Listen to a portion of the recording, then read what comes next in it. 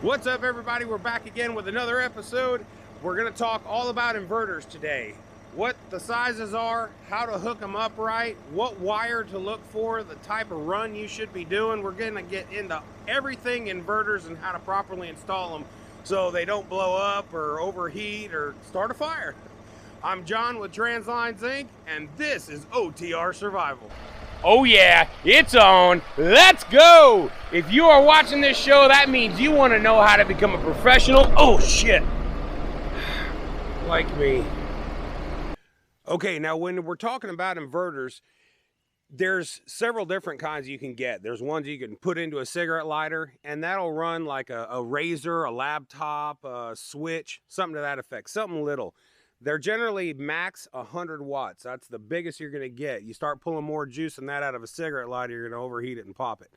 So 100 is generally about the biggest one you're going to find. Now, one of the things that absolutely drives me fucking nuts is people will go to like Amazon or a website or something. They'll go, oh, look, I found a 3,000 watt inverter for 40 bucks. No, you didn't. No, you didn't. That's crap. It's a joke. You're going to get it. It'll probably push, you know, a razor or a computer or something. You go to plug in a couple of things and it's going to pop. You want to get an inverter that's quality and you know is quality. Now, one of the ones that I use is the yellow and black version that you can buy from the Flying J, the Loves, the Pilot, and it's Bluetooth. So you can actually see a live status as to how hot it is, the amount of power it's drawing, the amount of power it's pushing out. You know, if it surges, it'll shut itself down. It's got internal blocks to make sure that you don't end up blowing it up or anything. It's called Power Drive. And like I said, you'll see them at all of them. They have them at 1,000, 2,000, and 3,000. At 3,000, I don't think you really want to surpass bigger than that. Now, you can go bigger than that, but at that point, you need to start checking to make sure that the amount of power that your truck is generating will give the inverter enough juice to run the amount of power that it can potentially push. Now, keep in mind, these are peak watts. These aren't continuous. So with a 3,000 watt inverter, you're going to be able to run pretty much anything that you want to run in a truck. And simultaneously, I've got everything from refrigerator to Bluetooth stuff to computers to monitors, all running off the same inverter, and I've never had any problem. So at 3,000 watts, you're good. The problem is you go to these truck stops and they sell you a kit, an install kit, and it comes with a cable and it comes with a fuse.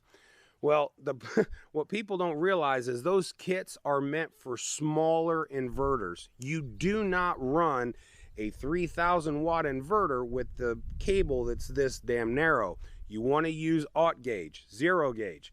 If the inverter itself has an input that is zero gauge, then use zero gauge. Do not use smaller wire if it will accept zero gauge. You want the maximum current possible to flow nice and smooth from your batteries to that inverter. All right, the next thing I want to talk to you about is actually installing these. Now, you're going to have 3 cables that you need to run. You're going to have a hot, a ground, and a green remote. All right, this is secondary ground. A lot of people will actually twist those two together. I don't. I'll actually run that as its own separate ground. It's 6 of one, half dozen the other. I'm sure it works just fine doing it the other way. I just prefer to go ahead and give it its own separate ground. So either way. Now, the biggest thing is running your hot wire. You need to understand that, yes, if you buy the Power Drive inverter, it does have built-in mechanisms within that to shut it off. If it's overpowered, underpowered, whatever, it'll shut it off.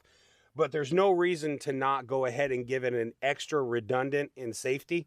So when you're running your hot wire, you're going to run your main cable, all right, from the number 1 battery. Give it the most juice possible, because if not, and you put it on number 4, you're getting the least amount of power that's running within the series of 4 batteries. So you want it to give it to the most power, which will be the main battery. Hook your power to that. Then you're going to make a very short run. Now, a lot of times these kits come with fuses. The problem with those fuses is they'll get hot and the plastic housing will actually melt around the fuse. The rule of thumb is 100 amps to every 1,000 watts. All right, so if you're running a 3,000 watt inverter, you're going to run a 300 amp fuse. I don't like those fuses. Now, you can pick up an actual breaker from Amazon and it'll cost you about 60 bucks. This is a 300 amp breaker, but it doesn't get hot. And if anything happens, instead of it melting, it just trips like you would a regular circuit breaker at your house. It will trip it, and you can actually come here and hit the reset and then flip your button down and it'll re-trip that breaker. It's a lot easier to deal with, one. Second of all, I've never had a single issue running a breaker like this. Now with the fuses, I've had all kinds of problems. Whether the fuse goes bad or it gets hot or it gets wet and it starts to get a little crustation on it and now it's not connecting anymore. I've never had a problem out of this. I've been through enough snow to pack a whole state. You know, I've been through snow, ice, hail, rain, you name it, never had an issue. If you're gonna install an inverter, get a breaker. Go ahead and do it right the first time so you're not installing this thing 12 times. Now, the run that you're gonna do needs to be the shortest run possible. Do not run more wire than you need. It should always be from point A to point B, the shortest run that you can possibly do. As you start adding extra wire, there's extra current that has to run and it can cause issues. So always run the shortest run possible to wherever you mount your inverter. So run you a small piece into your inlet, then run your secondary line from the out to where your inverter is, and then you run a solid line from your ground, and then your remote, just put it on a separate ground, or you can twist them together. Like I said, I've seen tons of people do it and I'm sure it works fine. Just for me, it says, you know, install it separately, so I just do. Yeah, I've been installing custom car stereos since I was 13 years old, so I've got quite a bit of experience with wiring and remote wires, but I just like doing the secondary ground. So there's that part of it. Let's go on the inside.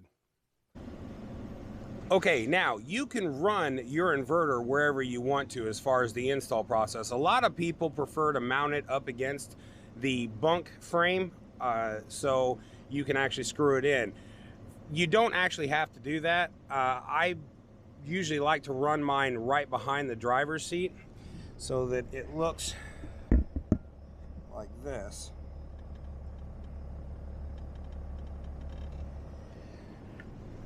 Now, the reason I like doing that is because it's quickly accessible. Should something happen with one of the wires or it starts acting trippy, I can access it easily. It's just a matter of sliding the seat up and now I've got complete access to it.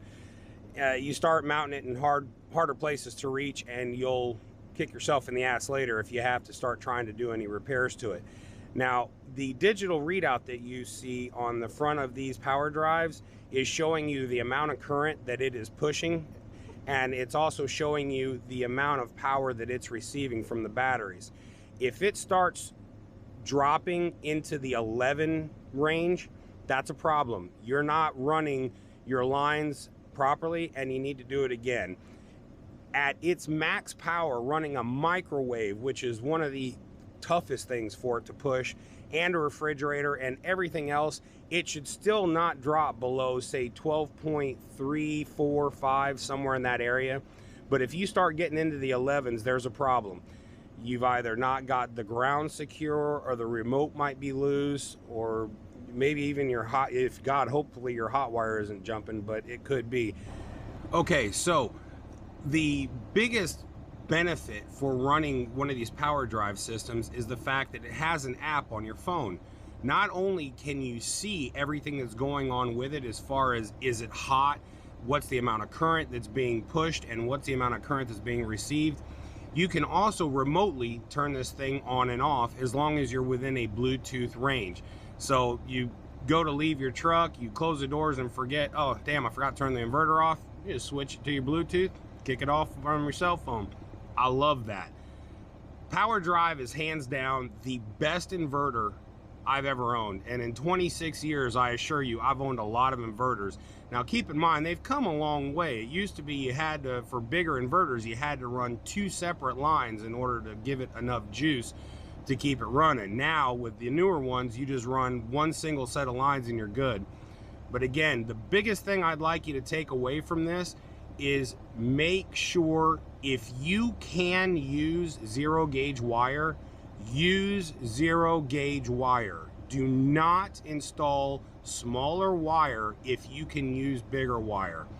You can get everything you need from Amazon. They sell a 25-foot spindle of 0 gauge wire for like 50 bucks.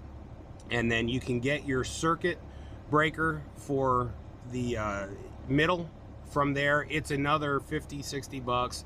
Yeah, it's expensive, but keep in mind, this is not something you want to have to do over and over and over. So do it right the first time and you won't have to screw with it later. It keeps your power consistent, keep the runs good and short, and you won't have any problems. I hope this helps you out. If you have any questions or anything when it comes to installs, by all means, hit me up in the comments. I have no problems with walking you through any kind of hiccups you might have or questions about running the remotes.